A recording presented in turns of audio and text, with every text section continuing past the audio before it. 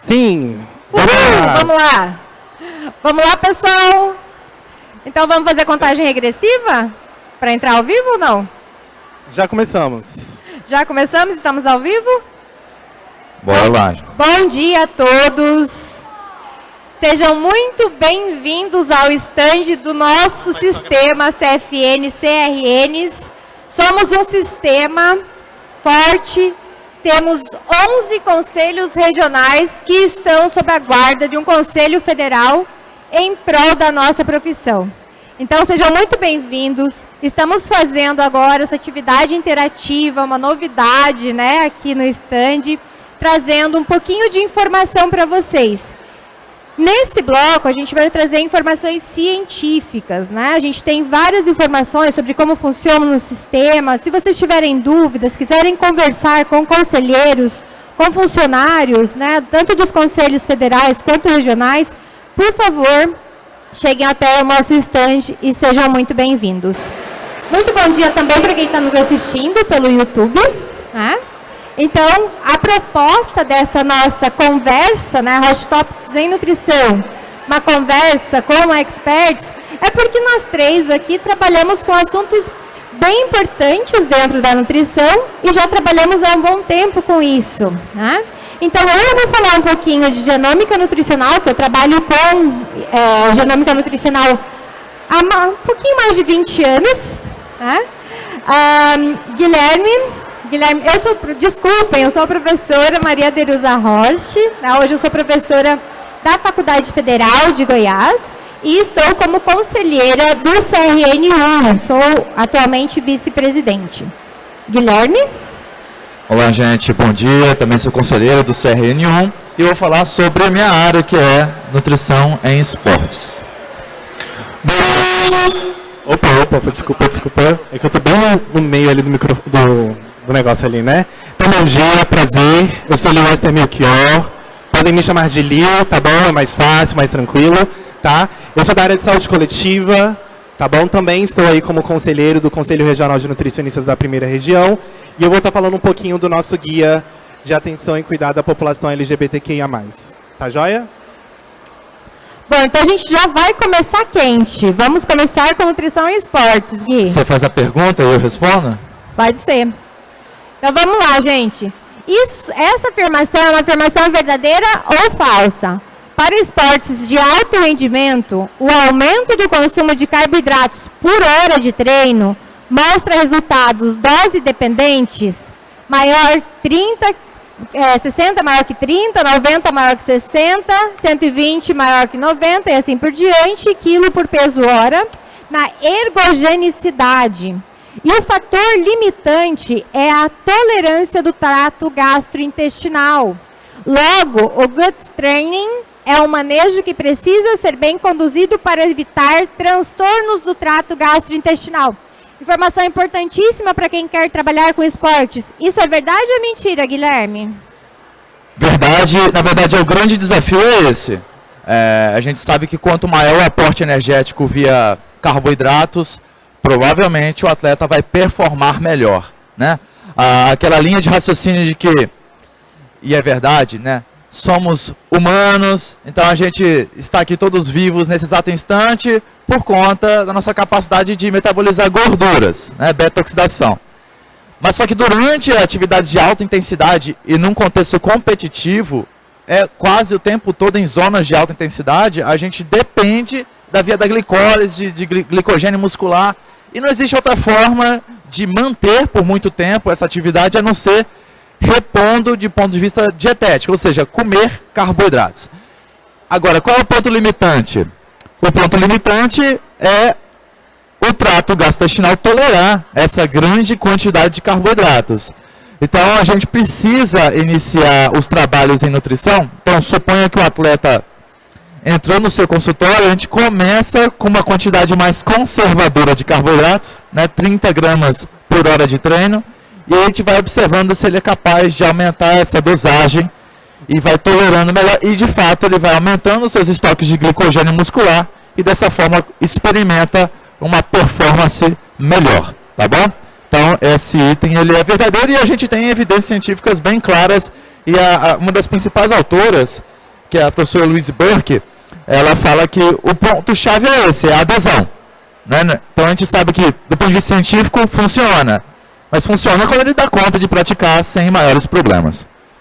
E também a gente tem que lembrar da nossa microbiota, né, Guilherme? Carboidrato fermenta, lembra? Em demasia. Então, quando o microbioma progressivamente vai se adaptando a esse aumento de carboidratos, ele acaba fermentando menos, a gente absorve mais rápido glicose, frutose, enfim. E dessa forma a gente vai tolerando melhor quantidades maiores de carboidratos na dieta. E o carboidrato também alimenta, né? A nossa microbiota. Eu falo assim, carboidrato é vida, né? Não é só pra gente, é também pra microbiota. Não tenhamos medo do carboidrato, é só saber o manejo nutricional adequado. Carbofobia no esporte é loucura. Assim, que a pessoa não tem amor à vida, né? Aí eu quero sofrer no treino, então vai lá sem carboidrato, seja feliz, né? Agora eu tenho mais uma pergunta para você. A estratégia de treinar endurance com baixo carboidrato, que é Train Low, como um protocolo de preparo para uma supercompensação de carboidrato, que é a maior que 7 gramas por quilo de peso, é uma medida eficiente para aumentar os estoques de glicogênio muscular? O que vocês acham? Será que essa estratégia é boa, funciona? A gente priva carboidrato e depois dá uma carga maior para ele repor os estoques de glicogênio de uma maneira mais eficiente. Esse pensamento bioquímico faz sentido, Guilherme? Então, há 20 anos atrás, ou seja, algumas décadas atrás, a gente tinha bons estudos conduzidos sobre isso, tá? Será que manejar carboidratos, privar para depois saturar carboidrato na dieta funciona? O que a gente chegou à conclusão é o seguinte: o fato de você aumentar as quantidades, né, e de fato aumentar o glicogênio muscular, é isso que provoca ergogenicidade. Mas isso não depende da privação. Ou seja, antes achava que ao esgotar o glicogênio, e aí a gente provocava esse esgotamento, quando injetava mais carboidrato na dieta, ele teria melhores resultados. E a gente viu que não. Se ele tem um padrão habitual de consumo, vou chutar um número aqui, 4 gramas por quilo de peso. Então, provavelmente, muitos de vocês praticam isso, tá?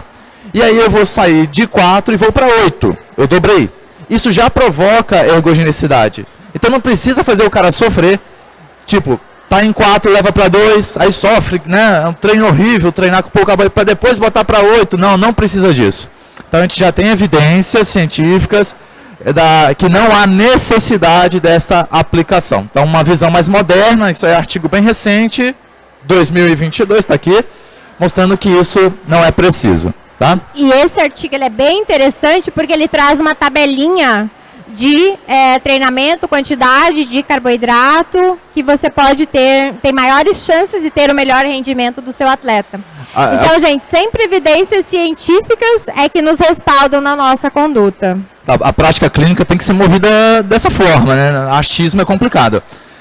Curiosamente, uma das conclusões do artigo do autor é o seguinte: atletas de alto nível geralmente treinam em alto nível o tempo todo, então não tem por que diminuir carboidrato, então ele vai se acostumar com padrões mais elevados por mais tempo o tempo todo, e isso faz sentido. Ótimo. Gente, antes da gente continuar, alguém quer o fone? Tem fone de ouvido ali para vocês ficarem mais confortáveis, ouvirem melhor. Quem quiser, levanta a mão, que as meninas conseguem, tá? Tá bem ali, ó, naquela mesa ali, ó. Melissa, você consegue alcançar, por favor? Pode? Pode. Perguntar. Oi, bom dia. Em relação ao treino em jejum, né, que tem alguns atletas, eles preferem treinar em jejum, né, de muitas horas. Isso aí tem algum impacto ou não? Depende da pessoa? Então, quando a gente fala de treino, aí depende da zona da intensidade. Se é de leve a moderado, ele quer fazer um treino de fundo, de pace leve para ele, né? Leve para ele. A intensidade é subjetiva, né? Ele consegue fazer em jejum. Agora, por quanto tempo? A gente sabe que mesmo leve, se ultrapassar 3 horas, provavelmente ele vai experimentar hipoglicemia, consequências ruins dessa estratégia. Porque a gente tem glicogênio. A gente não tem é difícil ter um esgotamento completo de glicogênio. Isso é bem hipotético, né? Mas a gente sabe quando diminui 2/3 daquilo que a gente tem capacidade de glicogênio, a nossa capacidade de produzir trabalho também diminui. Ou seja, né? Um atleta de alto rendimento, ele quer performar. Então, eu não vejo muito sentido nisso. Meu nome é Cristina e eu tenho uma pergunta para você. Quando esse atleta de alta performance, você nunca suplementa um pouco a mais de carboidrato na semana da competição? Porque, veja bem, não é confortável. A gente não consegue se colocar no lugar do atleta, né? Mas não é confortável aparecer. E é tentador, né? Nossa, comer muito carboidrato. Deve ser uma delícia, né? Todo dia pizza, macarrão, que beleza. Mas chega um momento que não, né? 12 gramas de carboidrato por quilo de peso, o cara tá lá. Pensa, um treino de endurance é longo. Então ele fica muito tempo em cima da bicicleta, correndo e tal. Quando a gente pega tempo de sono, né? Tempo de treino, aí a gente reflete quantas horas efetivamente ele tem para se alimentar. Então não é uma tarefa fácil. Conclusão. Geralmente a gente reduz carboidrato num nível que é favorável, né? 7 gramas por quilo de peso é um bom ponto de partida, e isso não é pouco carboidrato, tá? E aí quando ele chega à vésperas de uma competição, ele vai para 10 gramas, 12 gramas, e aí sim, faltando...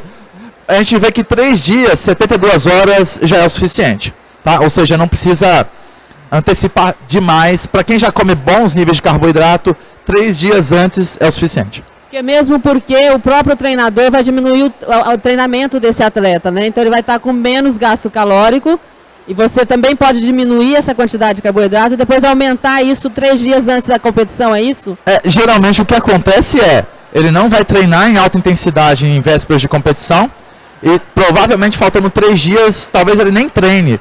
E isso possibilita, na verdade, ele ter mais tempo para comer, o que é interessante, né? Ótimo, pessoal. Obrigada pelas perguntas. Isso é bem importante. Aproveitem o momento. Vamos lá. Tenho mais uma pergunta para você, Guilherme. É preciso reduzir o consumo habitual de fontes de cafeína antes da suplementação na busca de um melhor efeito ergogênico? É o que a gente chama de período de washout, né? O período que a pessoa fica sem o suplemento para depois tomar o suplemento e ter esse efeito ergogênico. Isso é verdade ou é falso? É falso. E curiosamente, isso é bem recente, né? Essa evidência. E até para a ciência é interessante essa evidência. Porque antigamente, em pesquisas com cafeína, o que a gente fazia? Privava fontes de cafeína uma semana até a data do experimento. E hoje a gente tem visto que isso não se justifica.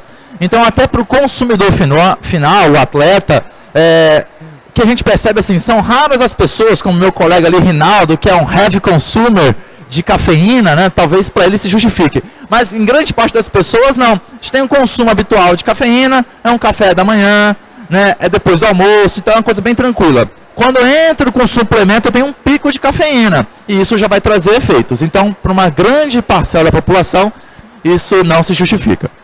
Perfeito, muito obrigada. A gente continua no café, que nós adoramos um cafezinho, e é o tema, né, do doutorado do Dr. Guilherme. Então, você acredita que um suplemento pode proporcionar efeito placebo, motivação e expectativa, pode aumentar o efeito ergogênico da cafeína? Sim, isso é verdade. Então, gente, acreditar que funciona, acaba funcionando. A ciência... Isso se chama placebo, né? Que tem efeitos positivos. Nocebo é negativos. Então, nesse caso, a cafeína, dentre os suplementos que existem, que são efetivamente ergogênicos, e a cafeína é um deles, né? É o que mais tem efeito placebo. Ou seja, se eu comparar com creatina, betalanina, nitrato e tal, a cafeína, o fato de acreditar que eu vou ficar pilhado tomando café, pronto, isso já tem efeito, né? E tem estudos que fazem esse controle até com placebo percebido. O que é placebo percebido? Eu dou o placebo e falo, é placebo. Aí o cara toma. E funciona, pombas. Né? Então, enfim, a gente sabe que às vezes se pergunta, é o efeito da substância ou é o efeito de acreditar? Então isso, de fato, existe a expectativa de funcionar. E eu já vi um trabalho também, gente, que era placebo e placebo, só que as pessoas acreditavam que estavam tomando cafeína. E também tem efeito, né? Então, é tão forte que é o efeito placebo. Um é assim, né? Placebo de verdade. É placebo a pessoa que acredita que é placebo e é placebo. Acredita que é placebo e não é placebo. Então ele testou 4 possibilidades para chegar a essa conclusão. Foi o paper do meu professor Brian Sanders da USP. Ótimo, eu acho que agora é a última sobre cafeína, para provar que ele gosta mesmo da cafeína. A associação da suplementação de cafeína com creatina pode ter efeito nulo? Então, essa história veio em 2017. Teve um artigo que achou fala, olha, parece que o efeito da cafeína pode anular o efeito da creatina sob o aspecto ergogênico, ou seja, produzir mais força, resistência ou coisa assim. E aí, as evidências mais recentes, 2021, inclusive essa aqui é do professor aqui da UFAL, né? É uma revisão dele. Mostrou que não. É possível conciliar tranquilamente os 2 suplementos, e os 2 suplementos funcionam, tá? Para perspectivas diferentes, e eles não se anulam, tá? Então, fiquem tranquilos, nutricionistas, vocês podem utilizar eles numa prescrição dietética e experimentar, no caso da creatina, a perspectiva é aumento da tolerância ao esforço máximo. E da cafeína aí tem outras perspectivas, né? Concentração, foco, aumento da resistência, enfim. Então, pode usar. Ótimo, doutor Guilherme. Muito obrigada pela sua participação. Acabou a minha parte. Agora é a minha vez. Eu que faço a leitura agora? Então eu não coloquei perguntas. Então tá bom. Eu fiz uma explanação um pouquinho geral, trazendo o conceito e depois uma aplicação mais prática do que nós estamos vivendo hoje, né, que a gente chama era pós-genoma, e nós temos a nutrição de precisão hoje em dia. Então, o que é genômica nutricional, professora? Genômica nutricional é uma disciplina ampla, recente na área da nutrição, e que é subdividida em outras 3 áreas, né? A nutrigenômica, a nutrigenética e a epigenômica nutricional. Então, a nutrigenômica estuda como alimentos, componentes da nossa dieta, como nutrientes, compostos bioativos, influenciam a expressão dos nossos genes.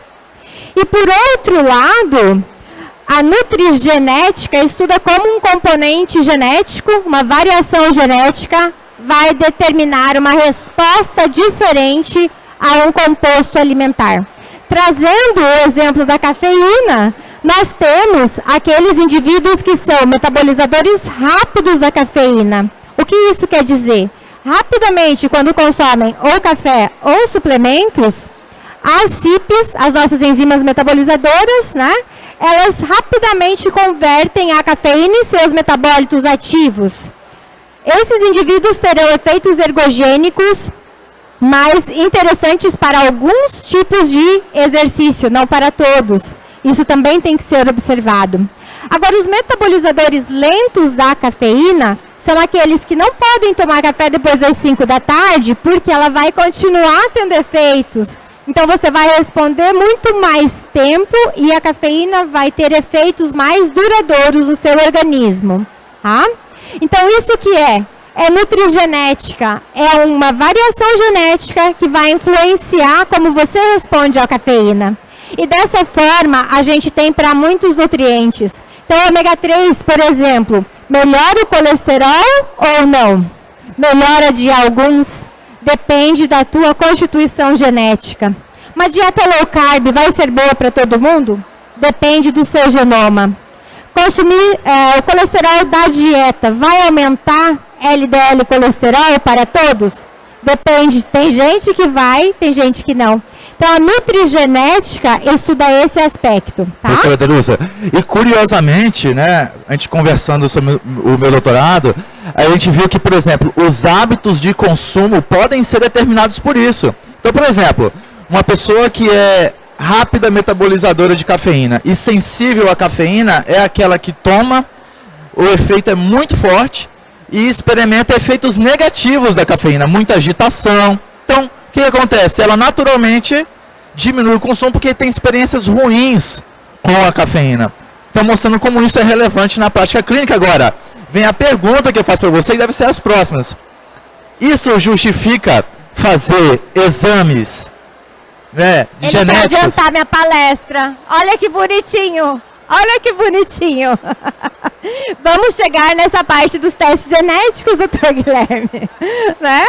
Bom, mas um outro exemplo de consumo é que algumas pessoas têm uma percepção de sabor amargo, por exemplo, maior que outras. Então, tem gente que não consegue comer coentro. Isso é genético. É o sabor que não... As papilas gustativas vão produzir receptores que vão captar mais a substância amarga. Então, a gente tem que respeitar as pessoas que não gostam e não conseguem se alimentar. Esses são alguns exemplos, né? A gente tem a não persistência da lactase, nós temos doença celíaca, nós temos vários exemplos na nutrição que são determinados por constituinte genético. Nesses casos, talvez seja interessante a gente fazer um teste genético, mas com muito cuidado e muita atenção. Talvez uma boa anamnese já chegue, né, numa conclusão como essa. Uma né? boa anamnese nunca será indispensável para nutricionistas. A anamnese é metade da consulta, né? Pressão arterial? Pressão arterial e o café? Você quer responde? É, né? Agora tem que responder. Responde você. Eu não, você Não? que é do café. Então tá bom.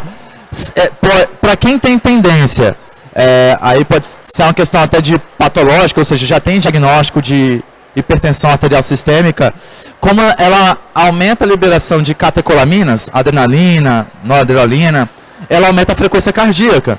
Então, usualmente, a pressão arterial sistólica vai subir 1 ponto. Então, realmente, para quem tem ou está em crise hipertensiva, não faz sentido abusar no consumo de café. Tá? Mesmo que seja um metabolizador lento. Aí não depende, Aí independe da genética. Obrigada, Guilherme. E a outra, gente, subárea, subdisciplina, é a epigenômica nutricional. Então, o padrão de metilação do DNA regula o quanto os nossos genes vão expressar proteínas, quanto eles vão fabricar RNA mensageiro e quantas proteínas.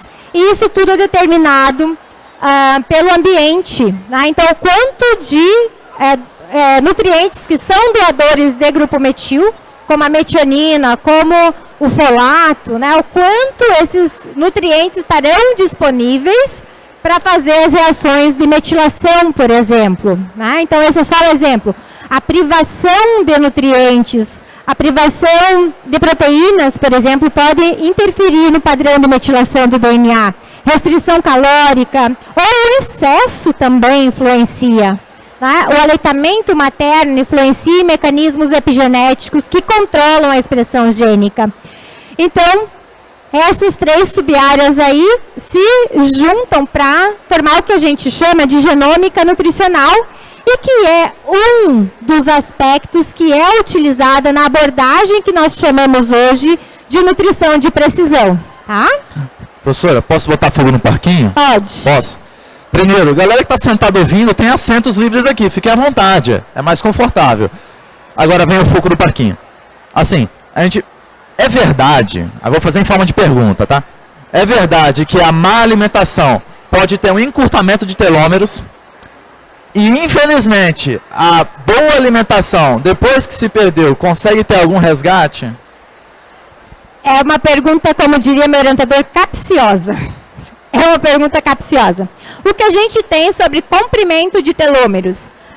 O que acontece? A cada replicação celular, as nossas células têm um encurtamento de telômeros. E esse encurtamento vai levando a célula a falar, peraí, eu já não sou mais útil. Eu tenho que entrar num estado chamado senescência e ficar quietinha e morrer. Então, isso leva ao envelhecimento também, né? O encurtamento dos telômeros. E nós temos muitos estudos, principalmente, né, os principais estudos, com a população de uma ilha japonesa, de Okinawa. E nessa ilha, o que acontece? É a população mais longeva do mundo. É o lugar que tem o maior número de indivíduos com mais de 100 anos. E eles foram estudar os hábitos daquela população. E eles identificaram que eles consumiam alimentos in natura, que é o que preconiza o nosso novo guia. Eles praticavam atividades de relaxamento, principalmente Tai Chi Chuan. Então, tinham uma higiene mental e cuidavam do corpo. Eles também eram felizes. E uma informação muito importante, eles se alimentavam, eles comiam até se sentir 80% satisfeitos. Nunca 100%, nem 150% satisfeitos. E isso confirmou uma teoria experimental de que a restrição calórica prolonga a vida.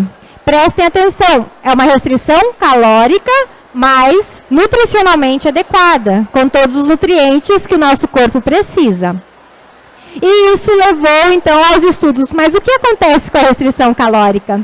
Ela ativa uma enzima importante, que é uma sirtuína, a SIRT1, e ela inibe as telomerases, ou seja, ela mantém o comprimento dos telômeros. Mas, uma vez encurtados, ainda não se provou que a gente consegue aumentar. Muito boa resposta, professora. Obrigada. Alguém quer fazer alguma pergunta?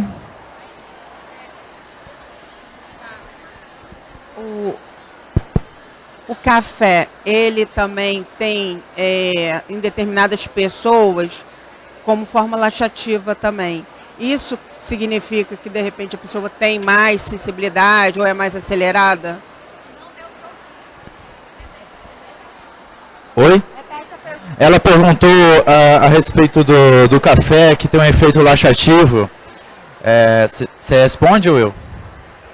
A minha resposta, eu não estudei isso. Tá. Então, a resposta vai ser na seguinte linha. Tem efeito laxativo, sim, e um dos motivos é para o mecanismo parasimpático. Ele altera tanto mecanismos simpáticos quanto parasimpáticos. Se tratando do trato gastrointestinal, é alteração parasimpática. E alguns são, de fato, mais sensíveis, porque metaboliza mais rápido e tem uma ação mais rápida nos receptores de adenosina. Então, vai ter o efeito laxativo maior. Mas não vi se tem relação com variação genética de ser metabolizador rápido ou não. Tem o ácido clorégico, não é? Muito boa, ela lembrou, tem ácido clorogênico. Ácido clorogênico também estimula esse efeito maior de motilidade, esvaziamento gástrico. Tá? A questão do guaraná em pó. Eu entendi. O guaraná em pó vai na mesma linha do café. A diferença é que ele é, inclusive, mais concentrado, né? Então... Eu não entendi a pergunta. Ela perguntou do guaraná. A respeito... Então, o perigo do guaraná em pó é porque o extrato mesmo, aquele que você compra o bastão, né?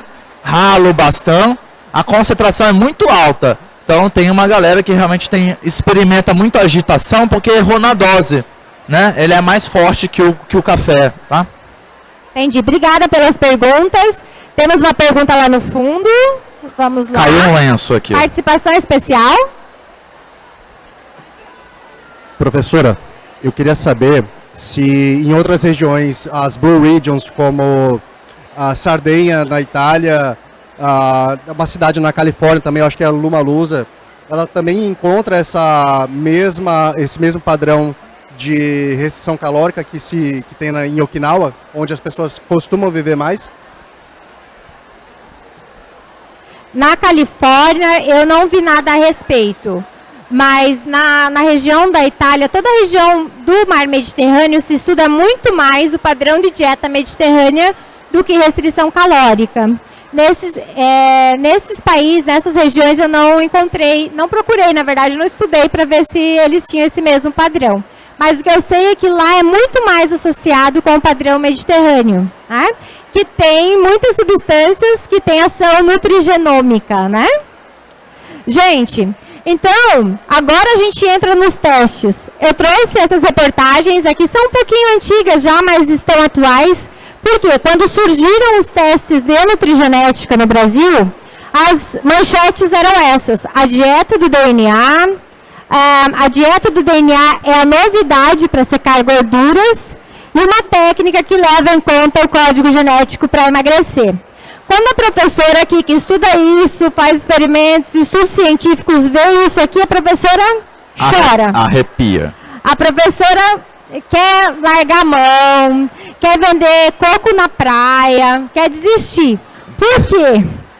Gente, não é isso que a genômica nutricional estuda.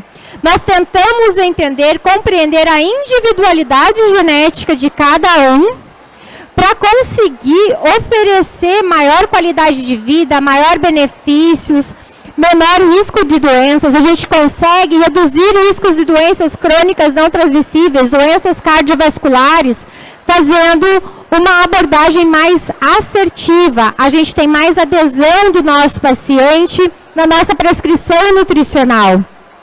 Mas isso não é para emagrecer. Não, a gente não vai dar comida para o DNA. Né? A gente vai fazer um planejamento nutricional, vai fazer uma consulta que alguns indivíduos podem se beneficiar de ter um teste genético em mãos. Né? Então, não é para todos. Atenção, tem gente que pode ter prejuízos. Se o profissional não souber o que está fazendo, solicitar um teste e usar só as informações que estão no laudo, isso pode trazer prejuízos para o paciente. Se ele não souber qual é o propósito da solicitação desse exame, se ele não souber interpretar, é a mesma coisa que pedir um exame de sangue, né, um exame bioquímico e não saber interpretar, é a mesma coisa. O que você vai fazer se tiver dislipidemia? Qual vai ser a sua conduta? Se você pegar um teste genético que o paciente tem variações genéticas relacionadas, aí, por exemplo, com o risco de diabetes tipo 2, você sabe o que fazer? Você sabe o que diz a literatura a respeito? Sabe interpretar? Sabe o que é um genótipo? O que é um fenótipo? A gente tem que ter todas essas informações em mente e saber o propósito de um teste. E isso faz sentido. Imagina a seguinte situação. Eu solicito lá o rastreio, né, o screening genético, e aí eu descubro lá, ó, tem genes OB para obesidade por parte de pai e mãe, então, em tese, teria uma possibilidade maior de adipogênese. Tá, mas vamos lá, qual é a solução disso do ponto de vista dietoterápico? Dieta hipocalórica, qual é a novidade? Mas aí, se você estiver olhando para alguns polimorfismos, por exemplo, no FTO, dependendo do genótipo, dependendo do polimorfismo, ele pode falar, esse indivíduo vai responder melhor com uma maior porcentagem de proteínas da dieta do que de carboidratos. Então, a gente pode fazer esse manejo. E isso tudo vai depender do quê? Vai depender da situação que o nosso paciente está. Então, essa informação tem que ser utilizada no contexto de uma boa anamnese, de uma boa consulta nutricional, uma consulta de nutrição de precisão, que é o novo conceito que a gente tem agora. Então, considera os dados pessoais, individuais do seu paciente, a genética. Utilizamos também conceitos de nutrigenômica, parâmetros clínicos e bioquímicos. Utilizamos informações de microbioma, se estiverem disponíveis, que hoje a gente pode olhar para isso. Atividade, horário das refeições, dados antropométricos. Então, nós incluímos todos esses dados, uma boa avaliação do consumo alimentar, porque isso é essencial, é uma ferramenta do nutricionista essencial para fazer a nossa conduta nutricional. Então, tudo isso compõe a abordagem da nutrição de precisão. E os dados genéticos entram como uma coisa a mais, né? Inclusive metabolômica, a gente tem outras ômicas agora que podem ser incluídas. E nesse contexto, agora eu estou desenvolvendo um estudo na Universidade Federal de Goiás, em parceria com universidades internacionais, com a Reading, com a Tulane University, com o FORC da USP, e com empresas privadas, também a EOMedicine, que vai fazer a parte de metabolômica, com apoio do CNPq, e nós vamos fazer esse estudo chamado Nutrição de Precisão, uma intervenção personalizada para redução do risco de doenças cardiometabólicas, utilizando inteligência artificial. um sistema baseado em conhecimento. Então, nós vamos olhar para dados antropométricos, consumo alimentar, bioquímicos, perfil inflamatório, clínico, com um perfil genético, que nós vamos fazer um score de risco genético, e vamos colocar tudo isso num banco de dados, no sistema especialista, sistema de apoio à decisão, né, para a nutrição de precisão, que já está praticamente desenvolvido, né, Cristi, se chama NutriPersona. Uma das mentes por trás está aqui, o sistema já está funcionando. Se vocês olharem na sacolinha de vocês têm um ímã de geladeira, que já tem informação, tem acesso à tabela de composição brasileira de alimentos, então com dados nacionais, confiáveis, rastreáveis, com tudo que a gente tem direito e de forma gratuita. Nós queremos fazer isso para democratizar toda essa informação. Então, a fase de inclusão dos dados genéticos ainda está em desenvolvimento, mas a ferramenta NutriPersona já está quase à disposição. Falta pouquinho, mas em breve estará à disposição de todos vocês como uma ferramenta para uma consulta de nutrição de precisão. Eu tinha que fazer o merchan, né, gente? Agora eu vou passar para o nosso querido Lio, para ele fazer a sua apresentação maravilhosa. Então, bom dia, pessoal. Bom dia, bom dia. Esse é um material produzido pelo CRN1, é um marco para a nutrição, né? Foi um material aí reconhecido pela OMS, da ONU, né? Então, foi um material citado, né? Onde nós, aqui do Brasil, pelo CRN1, que é composto pelo estado de Goiás, Tocantins, Distrito Federal e DF, eu sou do DF, esqueci DF. Então, nós somos 4 estados que a gente teve o intuito, né, de montar um grupo de trabalho onde a gente pudesse trazer um material importante e desmarginalizar, né, estou criando uma palavra nova, desmarginalizar a população LGBTQIA+, que acaba não sendo vista, né? Eu acho que a gente que é da nutrição, a gente acaba vivendo numa bolha muito grande e a gente não presta muita atenção além das questões que ultrapassam nossos limites, e perceber esses limites é muito importante. Antes da gente começar, eu só quero ler o código de ética rapidinho pra gente, tá bom? Que a gente tem algumas atividades como nutricionistas que a gente deve prestar essa atenção. Então, lá nos princípios fundamentais da nossa atuação profissional, lá no artigo 2º, a gente tem o seguinte: a atuação do nutricionista deve ser pautada pela defesa do direito à saúde, direito humano à alimentação adequada, segurança alimentar e nutricional de indivíduos e coletividades. Então, nós, como profissionais de nutrição, referência, né, na área de nutrição, como somos, a gente tem que ter esse olhar crítico, esse olhar responsável no atendimento à população LGBTQIA+, e outras populações em vulnerabilidade, daquelas que possam vir chegar ao nosso consultório. Tá joia? Antes da gente começar, as pessoas falam assim: poxa vida, não sei quem é a população LGBTQIA+, não conheço. Na verdade, a população está entre nós somos pessoas normais, como qualquer outras pessoas. Tá bom? Eu vou falar só o que significa aquela sigla ali. Pode voltar, Derusa. Isso. Então, a gente tem uma questão onde a gente divide as questões de orientação sexual, afetivo-sexual, tá bom? Nessa sigla. E as relações que a gente tem de identidade de gênero, tá? As 3 primeiras letras, a gente está falando das questões de orientação afetivo-sexual.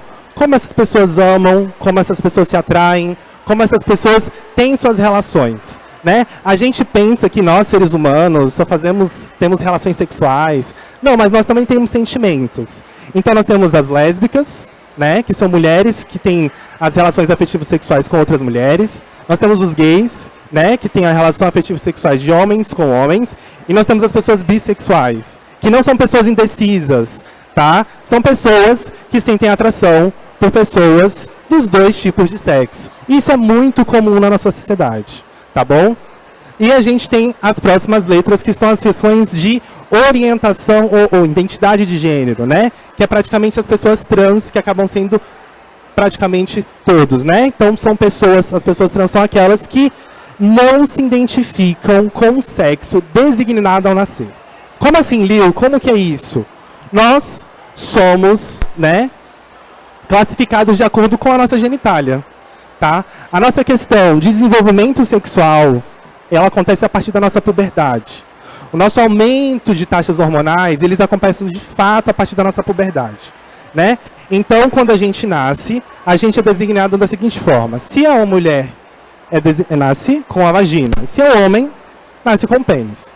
Até a partir do sexo, do órgão reprodutor também, tá bom? Se nasce com testículos, é um homem. Se nasce com ovário, é uma mulher, tá bom? E essas pessoas trans, a partir da adolescência, com desenvolvimento hormonal e com as suas relações sociais, a gente não pode classificar uma pessoa, acho que a gente viu muito bem isso aqui com o Guilherme, com a Derusa, classificar uma pessoa apenas pelos aspectos corporais, né? Nós temos mente, corpo, tá? Nós temos as nossas relações sociais. Isso é muito importante ser levantado quando a gente fala dos aspectos de atendimento nutricional. Então, a população trans é uma população que ela nasceu, por exemplo, como mulher, foi designada como mulher, mas ela se identifica com o sexo oposto. Então, ele se identifica como homem, tá bom? Então, ele é um homem trans. Nasceu designado como mulher e se identifica como homem, então ele se identifica como homem trans. Tá joia? A letra Q a gente designa por uma teoria, que a gente fala de teoria queer, que vem justamente no levantamento dessas questões, onde a gente fala de como as pessoas se expressam, né? Então, mulheres que usam calça, né? Hoje a gente já tem isso, acho que as mulheres passaram a ter o direito a voto, começaram a usar terno, né? Então, todo esse levante hoje, que continua na nossa sociedade, hoje a gente ainda não tem homens que vestem a público, né, saia, mas a gente tem todo esse levante dessa teoria que a gente fala de teoria aqui. A letra I, a gente fala das relações justamente das pessoas intersexo. O que é uma pessoa intersexo, né? A gente pensa, o que é uma pessoa intersexo? A gente tem duas propostas de quando a gente nasce, né? Que somos homem ou mulher. A gente chama isso de pessoas endossexo.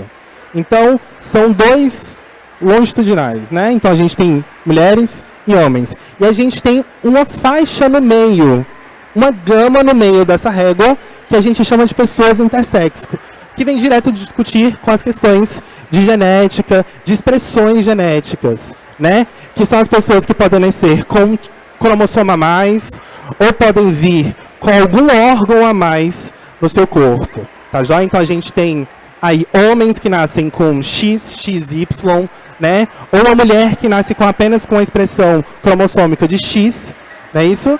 E a gente chama essas pessoas de pessoas intersexo, tá joia? Pode passar. E a letra A, que são as pessoas assexuais. Elas podem ter relação afetiva com a pessoa, mas elas não sentem atração sexual. Elas não têm a vontade de ter uma relação sexual com o outro, né? A gente vê muito isso e a gente acaba condenando. Poxa vida, as pessoas têm que fazer sexo. Não, não precisa, né? Tem pessoas que sentem uma relação afetiva, um amor ao outro, mas não têm a vontade de ter uma relação de forma, enfim, com outra. Bom, eu já falei isso para vocês, somos profissionais de nutrição, tá bom? E isso é muito importante. Somos profissionais de saúde também, e a gente tem que ter um respeito muito grande quando a gente fala da população LGBTQIA+. Infelizmente, ainda na nossa sociedade, né, a gente vive uma questão de preconceito muito grande com as populações marginalizadas. A gente sabe disso. Então, quando a gente fala de pessoas em situação de rua, quando a gente fala das questões de raça e cor, quando a gente fala das questões da população LGBT, quando a gente fala das questões, inclusive, relacionadas a mulheres, né? Então, a gente tem um processo de preconceito muito grande. Inclusive, o nosso processo de inserção no mercado de trabalho se dá justamente nós, nutricionistas mulheres, nós somos mais de 95%, né? Se dá justamente por conta desse processo de misoginia que acaba marginalizando as populações. E a gente tem em específico a população trans, tá? Eu vou só trazer bem sucinto o que está dizendo o nosso guia, porque a gente não tem como dialogar ele todo aqui hoje, tá bom? Então, o que a gente tem falando? Pessoas trans e travestis possui identidade de gênero que difere do gênero designado ao nascer, tá bom? Ao nascimento, aquilo que eu falei para vocês. E a gente tem algumas portarias preconizadas aí pelo Ministério da Saúde, que é a portaria 2803 de 2013 do Ministério da Saúde, tá bom? A 22265 de 2019 do Conselho Federal de Medicina, que trazem as questões de alteração corporal. Sim, para conferir melhor qualidade de vida para essas pessoas. Se as pessoas têm esse intuito de mudar, realizar essas mudanças corporais, tá bom? É importante que elas realizem, porque senão a gente traz uma consequência que a gente chama de disforia de gênero, tá bom? Essas pessoas acabam vivendo grandes transtornos, ocasionando também transtornos alimentares, tá? E isso acaba prejudicando muito. Se a gente for pensar na expectativa de vida de uma pessoa trans no Brasil, é de 35 anos de idade.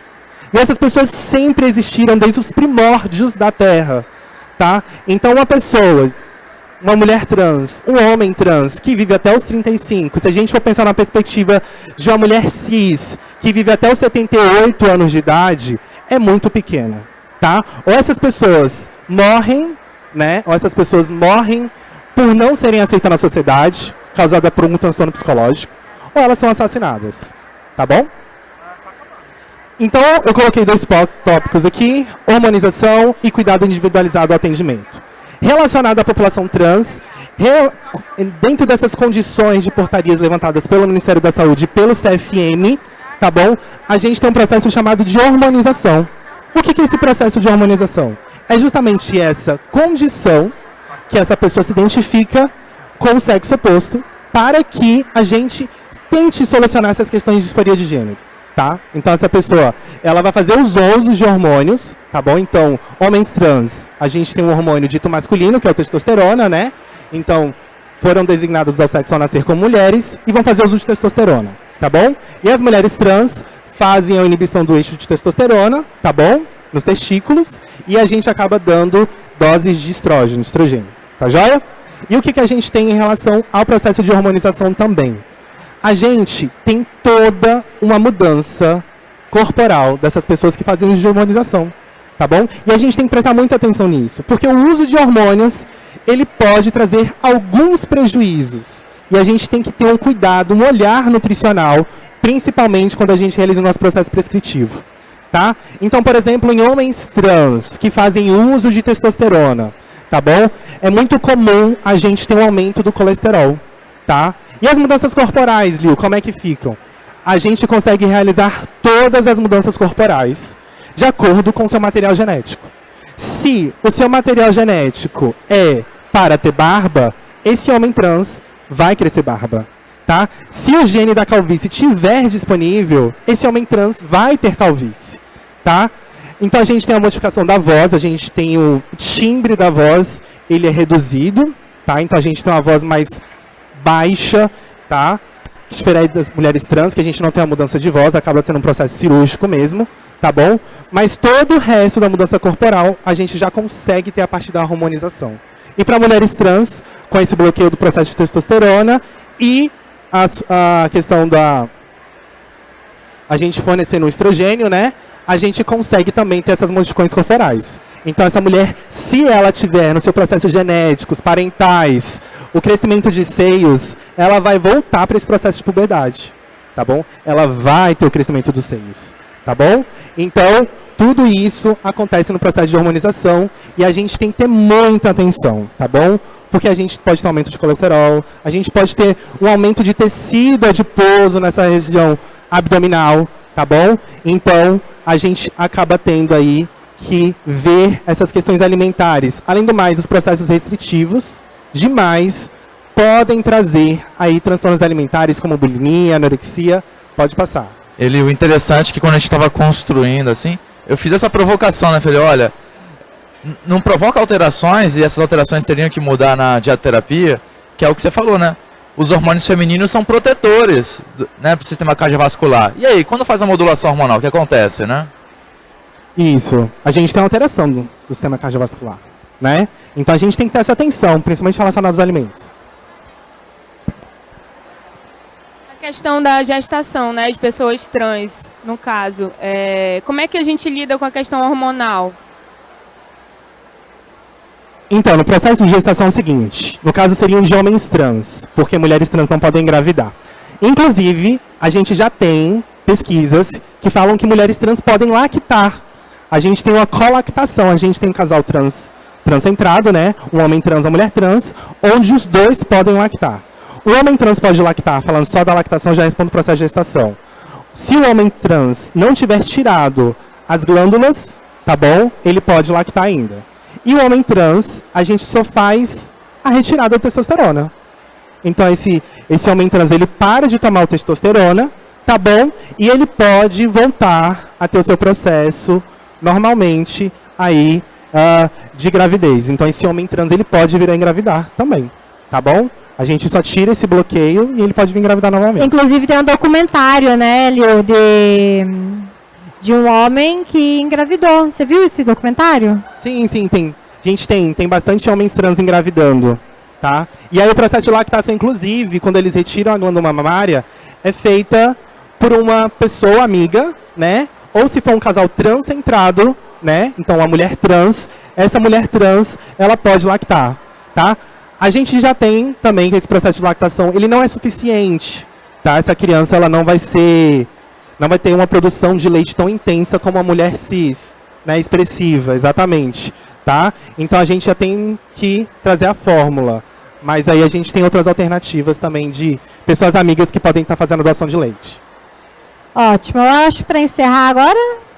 Vamos lá. Então a gente tem as condições de transtornos alimentares mais comuns entre a população, tá bom? A gente tem uma questão do uso de drogas e álcool muito recorrente, compulsão alimentar, uma questão de insatisfação corporal muito grande em toda a população LGBT como um todo, por conta desse processo de inserção na sociedade. Então essas pessoas fazem uso de medicamentos que podem trazer prejuízo na saúde, tá bom? A gente tem uso de purgação entre mulheres trans, de jejum prolongado, justamente para ficar com esse corpo que até as mulheres cis, né, tem nessa vontade de ter esse corpo esbelto, magro, que a sociedade impõe, tá bom? A gente tem uso de laxante também nas pessoas trans, justamente por não comer, né? A gente tem muitos casos de bulimia nervosa, anorexia, e a gente tem as questões de estresse de minoria entre minoria. Pode passar, Derusa. O nosso guia traz tudo isso de forma muito interessante. Eu sugiro que vocês leiam. A gente não tem como falar de cabo tópico aqui, porque é uma atividade interativa, tá? Mas o nosso guia traz o processo de entrevista motivacional, onde a gente tenta trazer a pessoa LGBT para perto da gente. A gente ainda sabe que a consulta nutricional, ela ainda é muito elitizada. A gente não consegue ter uma aproximação de pessoas marginalizadas ainda no processo nutricional, tá bom? A gente fala da avaliação nutricional, da avaliação antropométrica, da avaliação bioquímica, do processo de avaliação clínico, tá bom? A avaliação dietética, de como realiza o processo prescritivo, tá bom? A gente traz uma análise muito interessante do processo de avaliação comportamental também, tá? E as questões de avaliação socioeconômica, que são populações que acabam tendo uma renda per capita bem pequena, tá bom? Pode passar. Tá? Condutas nutricionais importantes de entender. A vulnerabilidade social, né? A gente tem um atendimento para a população trans, ainda é muito difícil, ainda fala quando a gente fala de nutrição. Essas pessoas acabam procurando mais endocrinologistas, outros profissionais, tá? A questão do guia alimentar à população brasileira, então a gente fazer tudo aquilo que o guia fala. Priorizar alimentos in natura e minimamente processados e ter a redução ou não consumir, né? Eu sou daqueles que sou a favor do não consumo de alimentos ultraprocessados. O processo de individualização, como eu já falei para vocês, a questão do uso desses hormônios, tá bom? A gente tem uma questão muito grande também relacionada ao ciclo de sangramento, né? As recomendações de ferro para homem trans. Isso é muito importante, porque a partir do momento que a gente tem o uso desses hormônios, a gente tem um cessamento do processo de menstruação, tá bom? E a gente também tem que ver isso também, tá? As alterações metabólicas, a atenção individualizada para pessoas intersexos, que são aquelas pessoas que têm um material genético diferenciado ou um processo relacionado às gônadas diferenciado, a obesidade, que é cada vez mais comum, principalmente em homens trans, a relação do estigma ligado ao HIV, que é muito comum. Hoje a gente já sabe que a população LGBT reduziu as taxas de HIV, tá? Mas elas nem continuam em nível normal. Mas a gente ainda tem um estigma ainda da pessoa com HIV. Hoje a gente já sabe que uma pessoa indetectável com HIV é uma pessoa intransmissível. Não sei se vocês sabiam disso, tá? Mas uma pessoa que faz tratamento de HIV, ela não transmite HIV, tá? Hoje o processo de transmissão de HIV ele está acontecendo muito mais em pessoas que não fazem teste para ISTs. E o recomendado é que a gente faça o teste para ISTs a cada 6 meses, mesmo sendo pessoas com companheiro ou companheira fixa. Tá joia? Risco de TAs, de transtornos alimentares, atenção multidisciplinar e autonomia na escolha do paciente. A gente tem que escolher, gente. O paciente não escolhe, quero ficar com a Derusa como minha nutricionista, ou quero ficar com o Guilherme como meu nutricionista. Vai falar assim, não, você vai ficar com aquele nutricionista, você tem que ir naquele médico, naquele psicólogo. Não, a gente pode ter autonomia na escolha dos nossos profissionais que vão nos atender. A gente colocou aqui algumas políticas importantes para a população LGBT, tá bom? A gente tem o marco, que é a 3ª Conferência Nacional de Saúde, só em 2007 que a gente vai começar a falar. E essa daqui em específico, que é a Política Nacional Integral de Lésbicas, Gays, Bissexuais, Travestis e Transsexuais, que é de 2011. E a gente não acaba aplicando essa política, tá bom? Eu não sei se vocês trabalham na área pública ou mesmo na área particular. A gente tem essa política que é muito interessante, que acaba falando desse processo de inserção da população LGBT. Pode passar. E muito obrigado, tá? A gente agradece o CRN1. Obrigado pela atenção, gente. Obrigada, pessoal. Fiquem à vontade, se quiserem conversar, a gente vai ficar aqui pelo stand ainda um pouquinho. Juntar o time Se aqui. quiserem fazer mais perguntas, né, sobre cafeína, Estamos aqui para tirar dúvida. sobre o guia.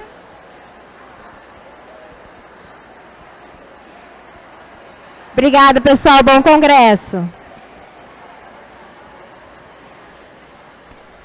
Dúvidas? Estou aqui, gente. Obrigado.